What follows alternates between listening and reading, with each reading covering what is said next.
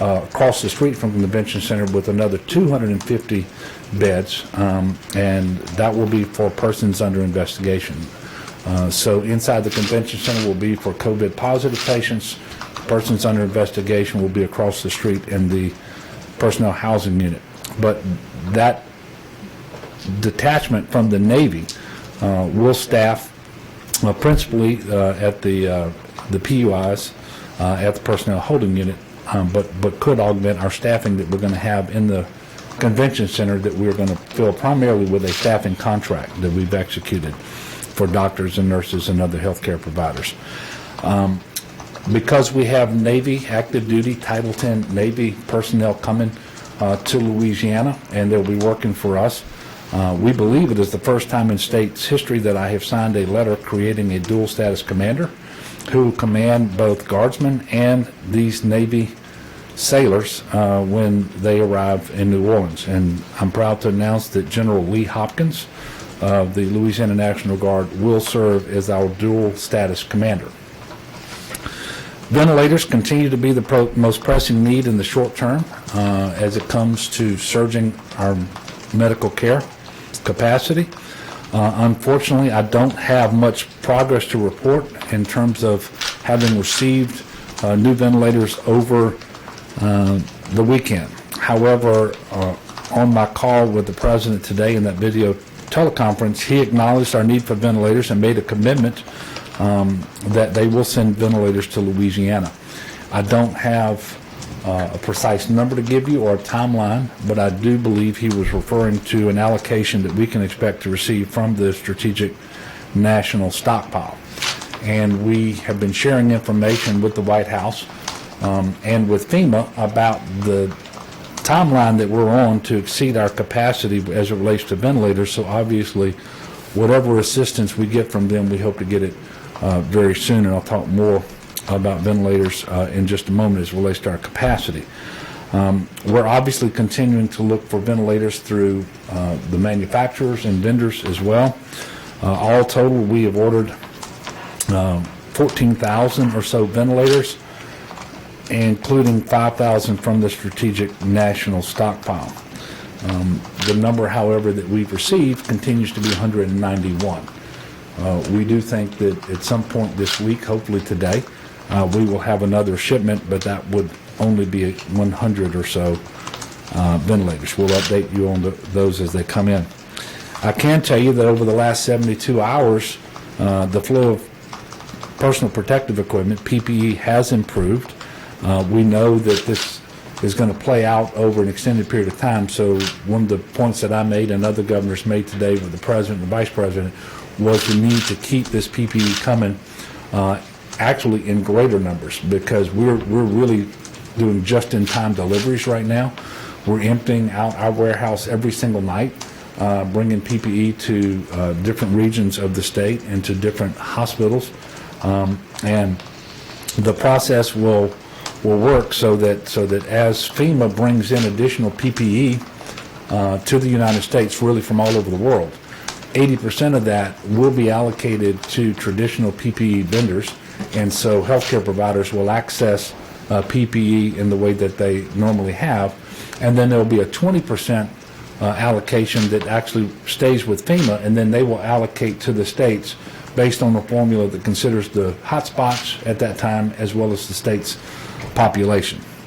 So we do look, and they're calling this an air bridge, and because they're flying in this PPE from all around the world. I think the first flights on this air bridge started arriving today, and so this is going to play out over some period of time, but it is our expectation that over the next several days or week or so that PPE supplies will be coming in a little bit more robustly, and both in terms of the timeliness of receiving frequency, I should say, and the amounts.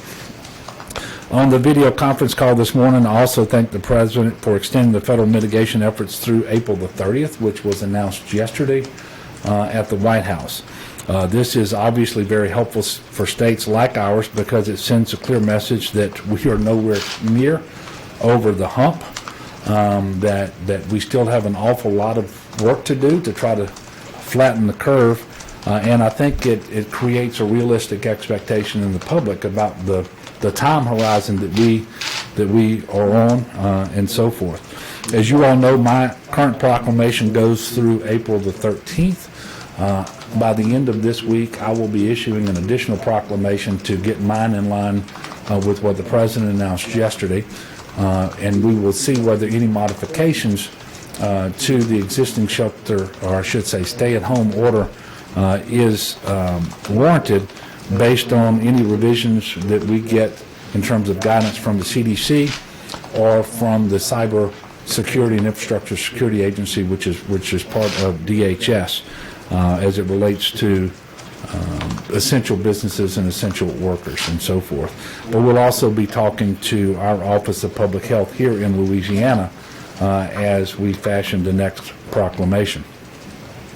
I also thank the Vice President because he called me this morning to see what Louisiana needs and specifically discuss our efforts to surge medical capacity, principally right now in Region 1, but understanding that later it's going to be other regions of the state as well, and we talked about beds and staff and ventilators and so forth. And he also extended his personal condolences on the passing of April Nunn this weekend, who was a very important part of my office. It was the Governor's Office of Disability Affairs, and so I wanted to thank him for doing that. In addition to April, we now have had 3 other state employees who have passed away because of COVID-19. They worked in the Department of Transportation. One of them did, another at DCFS, and another at the Department of Corrections. Since the last update, we've had a 22% increase in tests for a total of 34,033 tests. It's on the dashboard that's shown here to my left, your right. We currently have 4,025 positive cases of COVID-19 around the state of Louisiana. That is a 14% increase over the last 24 hours, and the total increase in cases is 485. Very sadly, tragically, we have 185 deaths now. That's an increase of 34 over the last 24 hours. We have expanded information available to the public about the cases of COVID-19 on the Louisiana Department of Health's website. In addition to seeing the parish breakdown of positive cases and deaths, you can now, I think, access additional information on that website as well. We do know at the start of this briefing that 59 of our 64 parishes now have confirmed positive test results for COVID-19. While there is a slight positive trend in our numbers, we still see that according to our modeling, and this modeling gets refined every day with new entry of data, we're able to watch what's happening, but under any feasible scenario, we are going to exceed our medical capacity here in the state of Louisiana and in Region 1 first. Region 1 is down in the New Orleans, Jefferson Parish area. We believe, based on the most recent numbers that came in today, that we bought a couple of 3 days in Region 1 as it relates to ventilator capacity, which we should exceed now around April the 5th, and bed capacity, which we will exceed by April the 12th in that region. And this changes not just because the numbers of cases and the percentage of people being hospitalized and the length of stay on average, is changing a little bit as we get more information, and then the percentage of those hospitalized who need an acute care bed or an ICU bed or ventilator and how long they need the ventilators.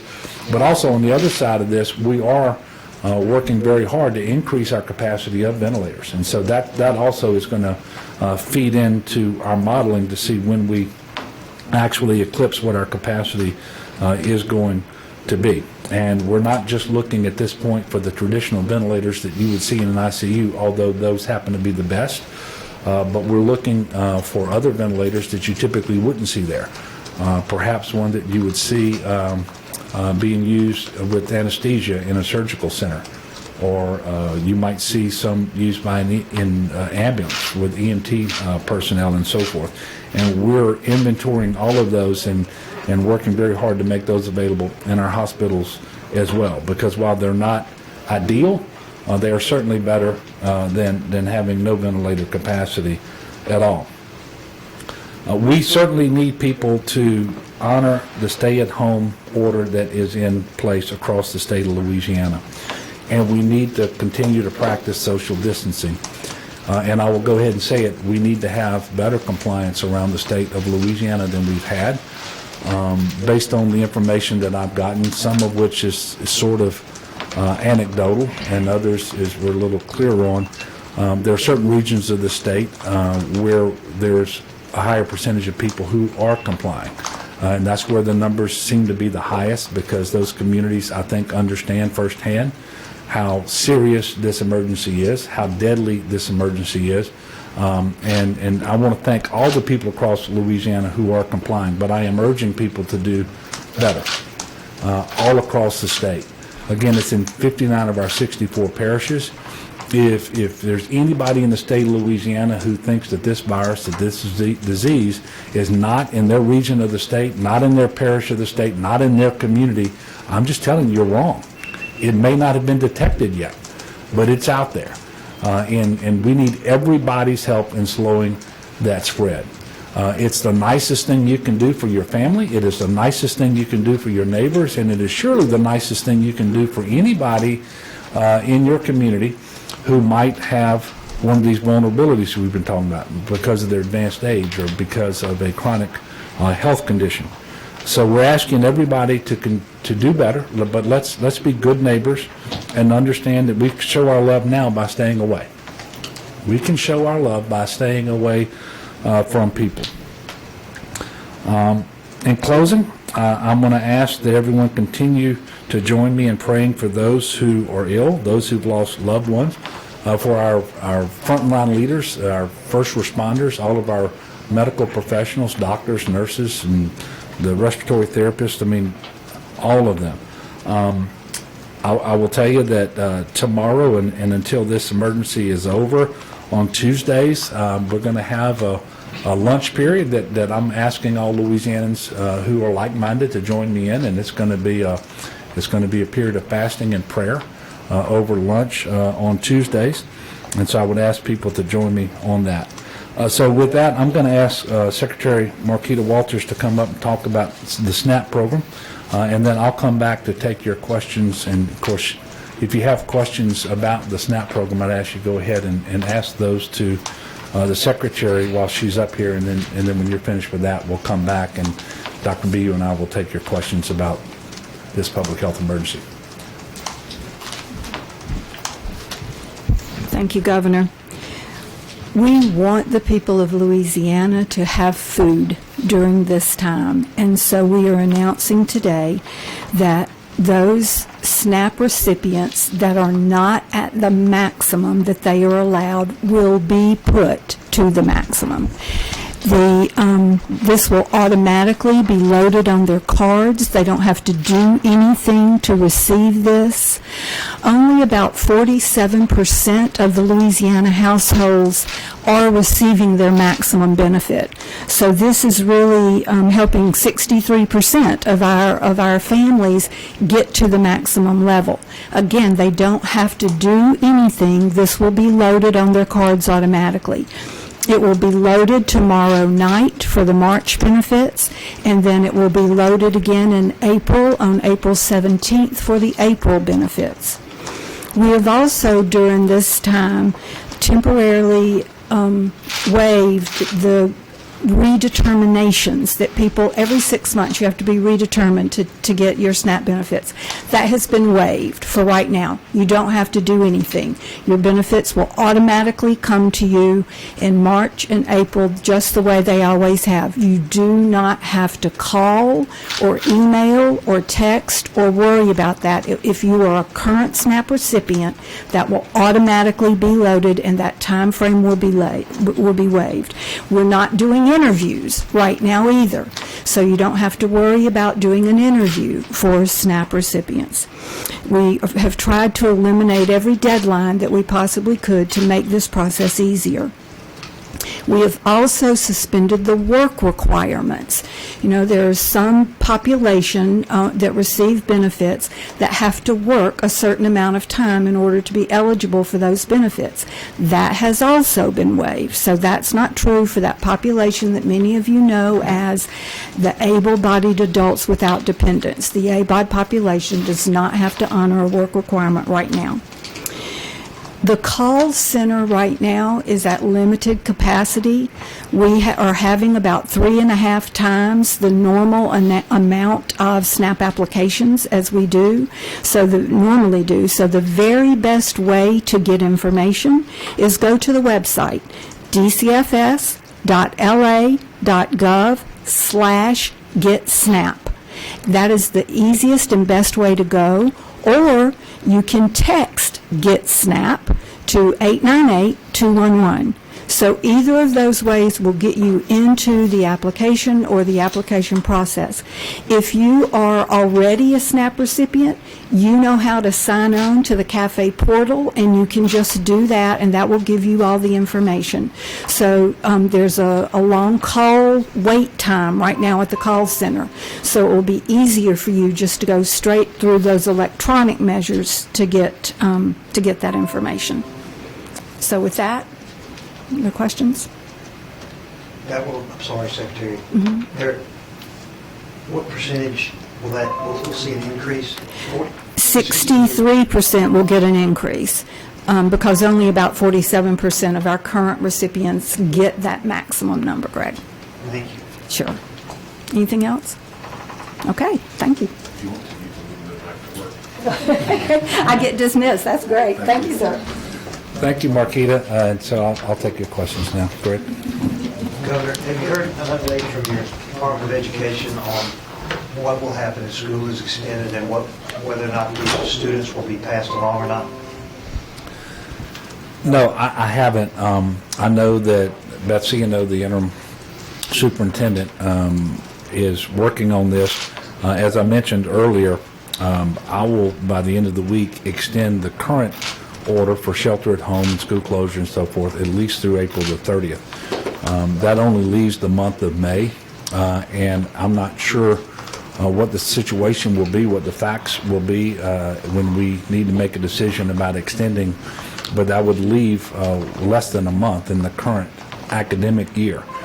And so I gave Betsy a heads up this morning that she should start planning accordingly, and I would expect that in the very near future there will be information forthcoming from the department, but she is working with our the school superintendents from around the state of Louisiana as it relates to graduation, promotion to the next grade, all of those sorts of things.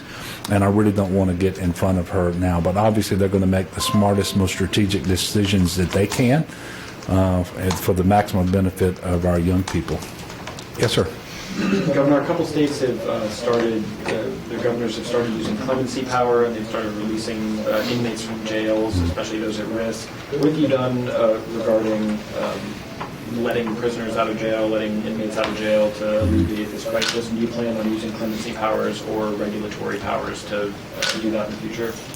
Yeah, well, we have folks who in process because they're pretrial detainees, and I can tell you that the sheriffs have been working with the DAs and with the courts to make sure that the number of people that they're holding as pretrial detainees around the state of Louisiana is as low as it can be, consistent with public safety imperatives, and they're doing that, and I think in a very smart way. We also have probation and parole working so that they're not revoking individuals and bringing them back into custody if it's a technical matter, and if the revocation would spring from a nonviolent offense, for example, and the matter for which they were on probation initially was also a nonviolent offense. So we're minimizing the number of people we're bringing back into the system. I will work with Secretary LeBlanc at the Department of Corrections on any recommendations that he has for me. I know that he's taking a look at individuals who are in prison for nonviolent offenses, for example, who are nearing the completion of their sentence, and trying to see what additional flexibility he might want or what actions he might want me to take in order to allow those individuals out. But I don't have anything beyond that right now to tell you. Yes, ma'am. This might be a question for Dr. BU. The locations for drive-through testing, there seems to be a lessened demand at some of those. Initially, they were running out of tests within 2 or 3 hours of opening, and now the 2 New Orleans sites, for example, are merging into one site. So I'm wondering, what does that indicate? Does that mean that testing has gotten to the people who need it most? Does that mean we should be looking at a change in who we're testing and how we're testing? Dr. B is going to come up and address testing overall. I can tell you that every state in the United States, including Louisiana, we want more testing, not less. We need to have a better idea of the percentage of our people who have COVID-19 and where they are across the state of Louisiana. That, excuse me, that requires more testing, not less. It is true that in New Orleans, they've decided to consolidate the testing that was taking place at Armstrong Park and UNO. It's all going to be out at UNO starting tomorrow, but they will still administer the same number of tests. And so they were doing 250 at each of 2 sites. Tomorrow they will do 500 at the one site. And so that continues to go, and along with the other drive-through testing site that we have in Jefferson Parish. And these were, I believe, the first 3 sites set up in partnership with the federal government anywhere in the country. And they're going to continue to run. We were doing 750 tests a day between the 3 sites, or I should say among the 3 sites.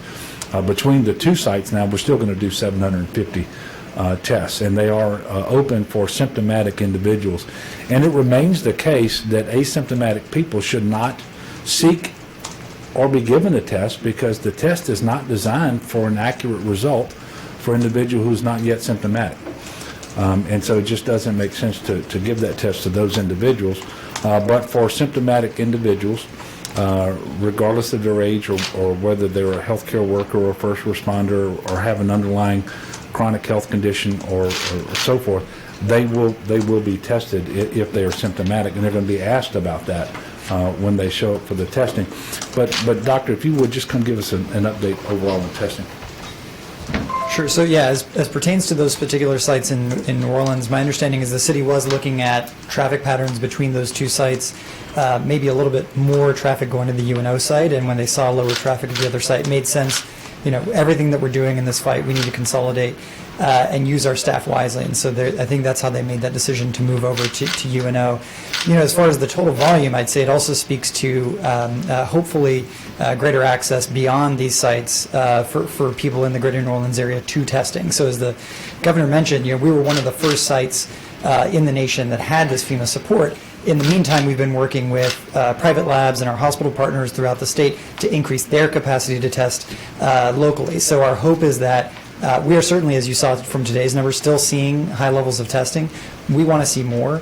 We're hoping that it's taken the pressure off those single consolidated testing sites. And so more globally, what I'll say about testing is we definitely do want to see it more so in other parts of the state. You know, as you've heard the governor say, 100% for the last couple of weeks.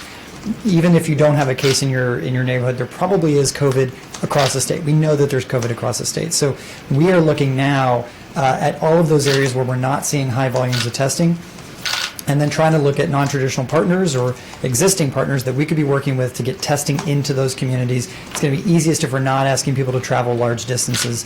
And so that's a big focus that we have now. To facilitate that, we've actually just updated our own public-facing dashboard. So for those of you that didn't see that, now if you go to the parish-level information tab, you'll see the total tests that have been performed on folks in that parish. And so it'll be pretty apparent to you when you scroll to the bottom of that list where we need to push more tests into the regions, and that's what we're working on currently. We talked last week kind of the time length of getting test results back. I know you said state or private labs, commercial labs about 6 days, LDH state labs around 24, 36 hours. Are y'all still seeing kind of the same return time? Yeah, it's a moving target. We've seen that some of the commercial labs have been able to increase their pace. We're also bringing new capabilities into the state as early as tomorrow, the state lab tomorrow. We have to validate this new machine that we're getting, but once we do that, we think the throughput and turnaround are going to increase dramatically in the state lab. And again, that's for individuals who are in hospitals, healthcare workers, folks in nursing homes, people who we want a quick answer for because we got to either make a decision about their care or get them back out to the front lines. And I'll note we've seen in the last week and really over the weekend news about even faster testing modalities. So we are actively talking to the FDA, trying to learn as much as we can about those tests and how quickly those could be deployed around the state as well. What would that new pace, you said it could be quicker for states, as what is that new pace looking like? For the in the What state you're bringing in lab. tomorrow, you said. So my understanding is that the testing machine would be anywhere from 2 to 4 times the volume that we currently have. So, you have to consider we still have steps before that, but we're hoping that really brings us down to really getting our goal, which is a 24-hour or less turnaround time. We've got some pace to make up there, but that's our goal. Not sure if this is for you or for the governor, but we saw sort of a flattening in the number of hospitalizations and patients on ventilators from yesterday to today. Do we know if that's noise? Is there any explanation for that? And also, is the state or hospital started developing like triage plans for how, if we get to a situation where we start overwhelming our healthcare capacity, who gets care and who doesn't? And if so, could you speak to that a little bit? So there's a lot going on right now, and we're looking at data every day, and so it's hard to say what is something that's noise or not. Yesterday we talked about, and today, the total volume of test results that we got versus the number of cases that came up. I think we would all feel, we feel happier when we see we've got large number of test results that are coming back, and we've got, a proportionally smaller number of cases. That gives us a sense that we are reaching out adequately. So from a testing standpoint, we're seeing these things move up and down, and we're trying to make sure that we don't overcorrect, overreact day on day, but when we start to see these trends layer out, that's a good sign. Same for hospitalizations. Hospitalizations are less likely to be affected by how long it's taking a commercial lab to get test back results to us, and more steady on, did this person need to be admitted or not. So certainly knowing that we're watching hospital capacity, we are hopeful that smaller number coming in proportionally is a good sign. Same for ventilators. It's what we need to have happen just because, again, we do not have the capacity right now to expand ventilators without those shipments coming in. Whether that is a trend that is going to continue is both a question that we have open, and again, back to the governor's main point, is still incumbent on all of us to make that a reality by continuing to stay at home, by continuing to do the measures we can to make sure that we're not fueling the spread of COVID. So we're watching the data closely, we're putting that into our models, but we need to also not get out ahead of a change day to day. What about the triage plans? Have you guys started developing them? Yeah, so certainly. So again, individual hospitals are already doing a lot of this. I know I saw images of some of the LCMC hospitals putting triage out front of their emergency departments so that they are actively making sure that they're managing the patient populations that come in.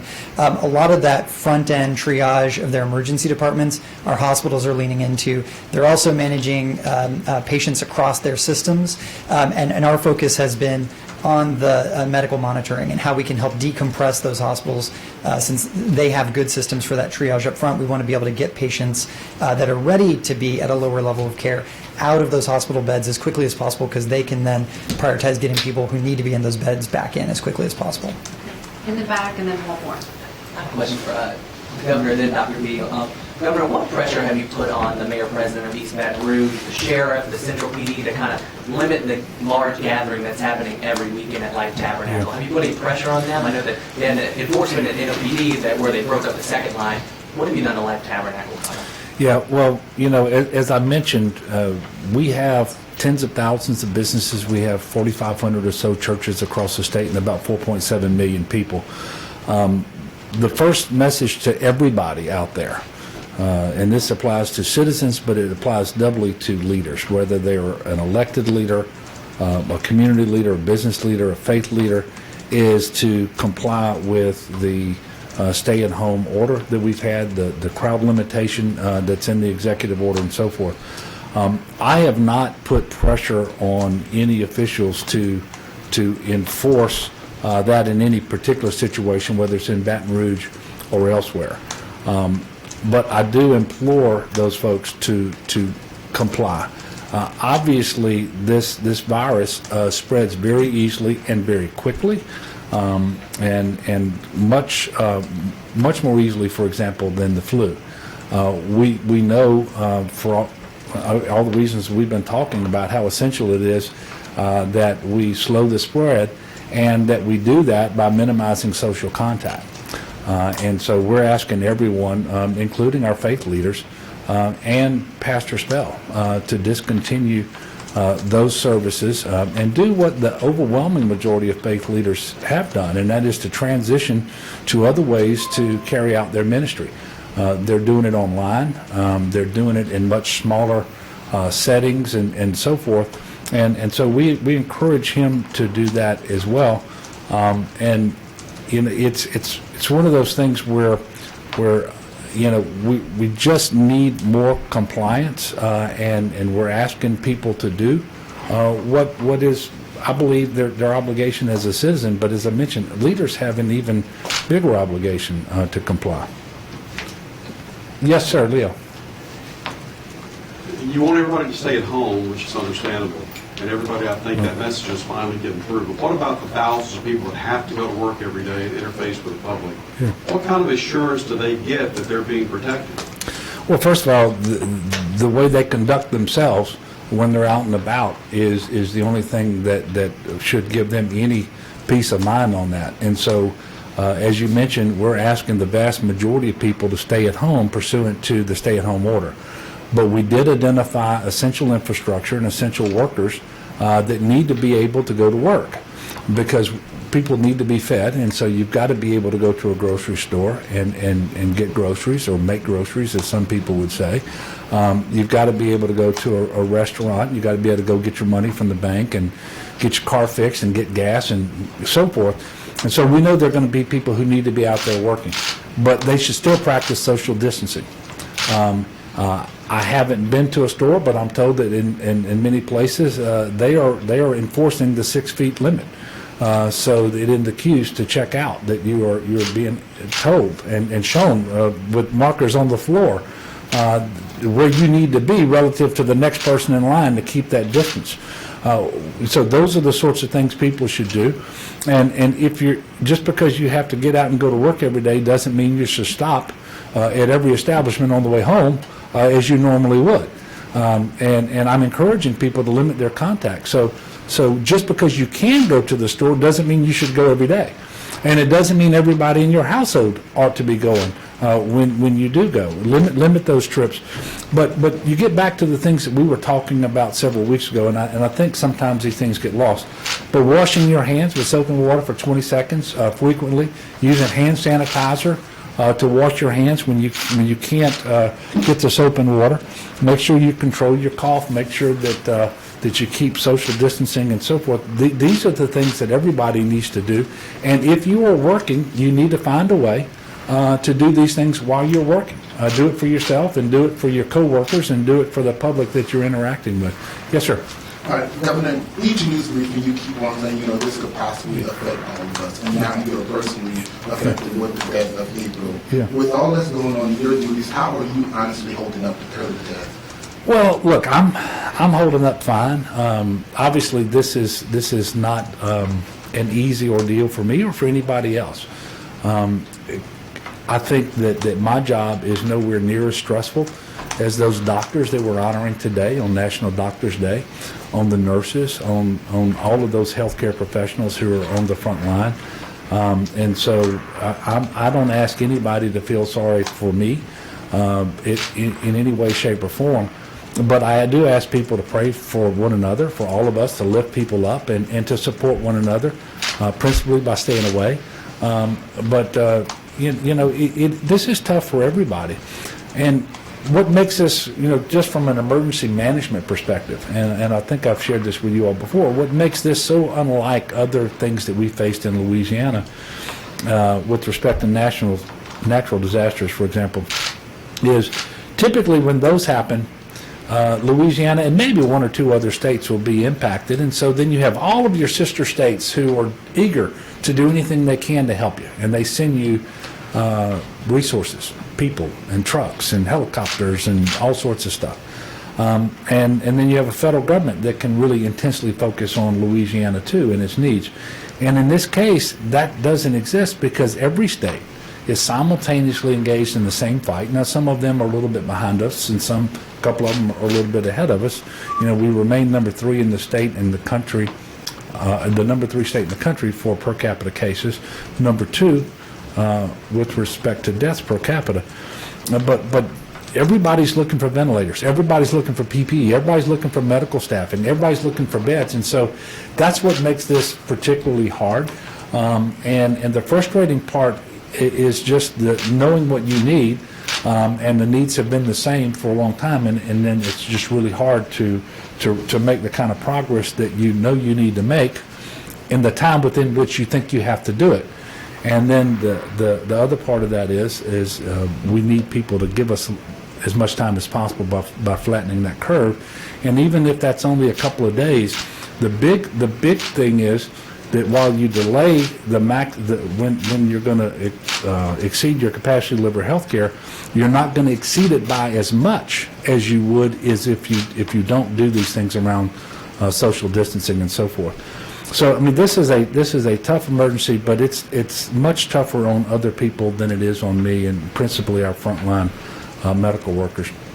Look, I want to thank y'all for continuing to cover this emergency and allow us to communicate with the people of Louisiana.